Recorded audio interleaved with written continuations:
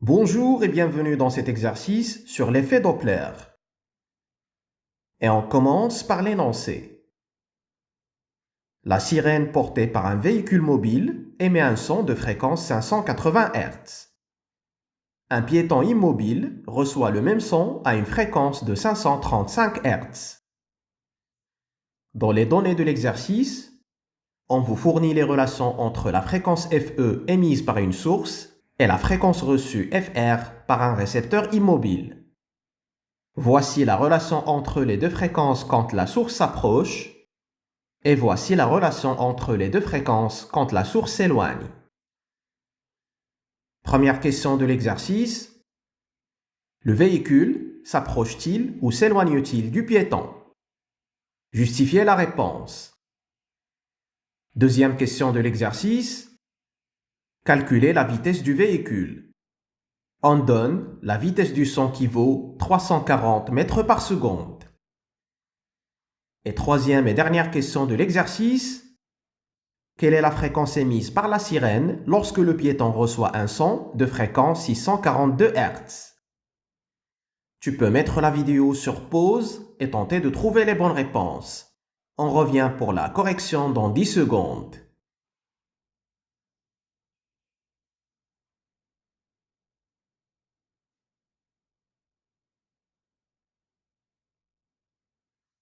C'est parti donc avec la correction de l'exercice et on démarre avec la première question. La fréquence reçue par le piéton est inférieure à celle émise par la sirène. En effet, la sirène émet une fréquence de 580 Hz et le piéton reçoit une fréquence de 535 Hz. Du coup, le véhicule s'éloigne du piéton. Deuxième question. On a dans cette situation où la source du son, c'est-à-dire la sirène, s'éloigne du récepteur, c'est-à-dire le piéton, la fréquence reçue est égale à la fréquence émise fois la vitesse du son divisé par la vitesse du son plus la vitesse du véhicule. Et donc, la vitesse du son plus la vitesse du véhicule est égale à la fréquence émise fois la vitesse du son divisé par la fréquence reçue.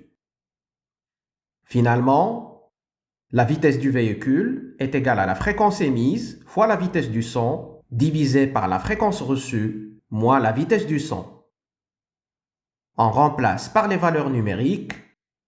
C'est 580 fois 340 divisé par 535 moins 340, ce qui donne 28,6 mètres par seconde.